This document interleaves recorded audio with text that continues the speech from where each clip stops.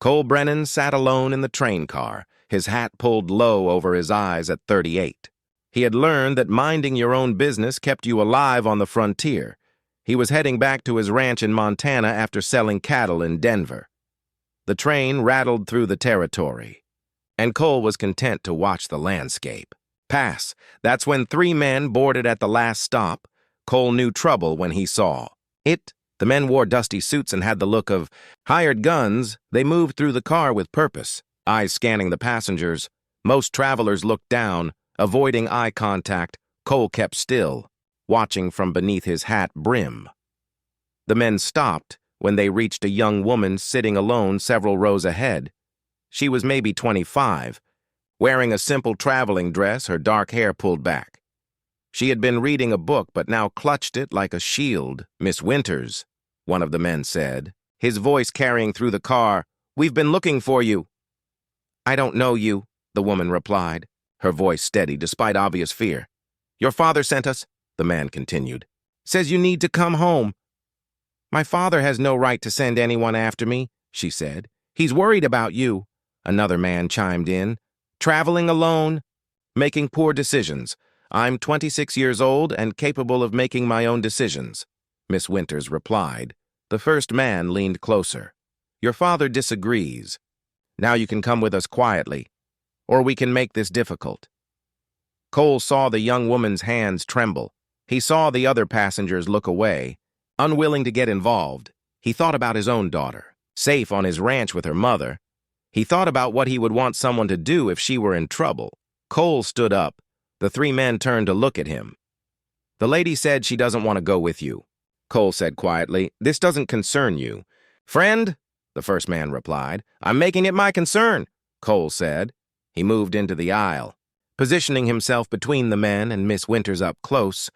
Cole could see they were professionals, probably Pinkertons or private security hired by someone with money, sir. "You don't understand," the second man said. "We're here on legitimate business, hired by her father." "I understand she's a grown woman who doesn't want to go with you," Cole replied. "And on this train, that's all that matters." The first man's hand moved toward his coat. Cole's hand moved faster. Hovering near his own gun, "I wouldn't," Cole said calmly. The tension in the car was thick. Other passengers had noticed now, some moving toward the far end of the car. Miss Winters stood up. "Stepping closer to Cole, please," she said quietly. "I just want to be left alone." "See?" Cole said to the men. The lady's made herself clear. The first man studied Cole. "Measuring him?" "You're making a mistake," he said. "Won't be the first time," Cole replied. The conductor appeared at the end of the car. "Is there a problem here?" he called out. "These men are harassing a passenger," Cole said loudly enough for everyone to hear. The conductor, a stout man in his 50s, moved forward. "Gentlemen, if you're disturbing passengers, I'll have to ask you to leave at the next stop." The three men exchanged glances. The first one tipped his hat mockingly. "This isn't over." "Miss Winters," he said. "Yes, it is," Cole replied. The men moved to another car. The conductor stayed nearby. Keeping watch, Cole returned to his seat. Miss Winters sat down across from him. "Thank you," she said, her voice shaking slightly now that the danger had passed. "You all right?" Cole asked. She nodded. "I'm Sarah Winters, and I'm truly grateful for your help." "Cole Brennan," he replied, "rancher from Montana."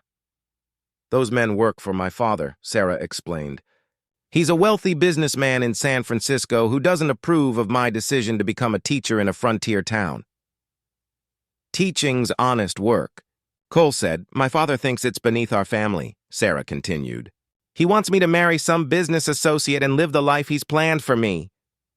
"But that's not what you want," Cole observed. "No," Sarah said firmly. "I want to make my own choices, help children learn, build a life that matters to me."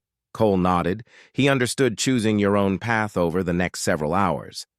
They talked. Sarah told him about the school in Wyoming where she was headed. Cole shared stories about his ranch, his wife Margaret, and their daughter Emma. "You're lucky," Sarah said, "to have a family that supports you." "I am," Cole agreed. "But I also know what it's like to go against expectations.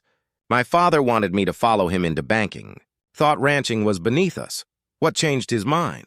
Sarah asked. Nothing, Cole admitted. He died disappointed in me, but I'm not disappointed in myself. And that matters more. As the train pulled into the next station, the three men appeared again. This time they had the local sheriff with them. That him? The sheriff asked, pointing at Cole. That's the man, one of the men confirmed. The sheriff approached. Sir, I'm going to need you to come with me. On what charge? Cole asked calmly. Interfering with legal business, the sheriff replied. These men have documentation showing they're authorized by Miss Winter's father to escort her home. I'm an adult, Sarah protested. They have no legal right. Ma'am, your father has concerns about your mental state, one of the men said, producing papers. He's petitioned for guardianship. Sarah's face went pale. Cole stood up. Sheriff, this woman is clearly of sound mind. She's simply making a choice her father doesn't like. That's not for me to decide, the sheriff said. I have to enforce the law. Then enforce it properly. A new voice said. An older woman had stood up from the back of the car. She wore a fine dress and carried herself with authority. I'm Judge Margaret Hartford, she announced. And I'm telling you that no guardianship petition is valid without a proper hearing. The sheriff looked uncertain. These men are trying to intimidate a young woman into compliance, the judge continued. If you help them, you're part of a kidnapping. Not law enforcement. The sheriff looked at the papers again. Then at the men, she has a point, he admitted. This is ridiculous, one of the men said. No. What's ridiculous is thinking you can bully a woman into submission, Judge Hartford said. Miss Winters, I suggest you file a formal complaint against these men for harassment. Sarah nodded. Finding her voice, I will. The sheriff looked uncomfortable but nodded. Gentlemen, I think you should leave this train. The men protested, but eventually departed. Escorted by the sheriff judge, Hartford approached Sarah and Cole, young lady. You're very brave, she said. And you, sir, are a good man. Just did what was right, Cole said. That's what good men do, the judge replied. She handed Sarah a card. When you get to Wyoming, contact me if your father tries this again. I know judges throughout the territory who will ensure your rights are protected. Sarah took the card with tears in her eyes. Thank you. When the train finally reached Sarah's destination, Cole helped her with her bags. I don't know how to repay you, Sarah said. Don't need repayment, Cole replied. Just promise me something. What? When you're teaching those kids, teach them to stand up for what's right, Cole said. Teach them that sometimes you have to get involved, even when it's easier to look away. Sarah smiled, I promise. Years later, Cole received a letter. It was from Sarah. Now the principal of a growing school in Wyoming. She wrote about her students, about teaching them courage and independence. She wrote about marrying a fellow teacher who respected her choices, and she wrote about a daughter she'd named after Cole's wife. Margaret, because, the letter said, Margaret Brennan showed me what it means to raise strong children. And you showed me what it means to stand up for others. Cole showed the letter to his own Margaret. You're a good man. Cole Brennan, she said, just did what was right, he replied. That's what good men do. Margaret echoed the judge's words. Cole thought about that. Day on the train, about the moment he had to choose between staying out of trouble and doing what was right, about how one choice could change a life he had. Spent years on the frontier learning to mind his own business. But that day, he had learned something more important, that sometimes other people's business becomes your business when you see someone who needs help, when you see injustice happening in front of you, when you have the power to make a difference on the frontier. People talked about strength and independence, but true strength, Cole had learned, was standing up for others. True independence meant ensuring everyone had the freedom to choose their own path. He never regretted those minutes on the train. Never regretted putting himself between danger and someone who needed help, because that's what good people do. They stand up, they get involved, they make the choice to care, even when it would be easier to look away. If this story moved you, please like, share, and subscribe.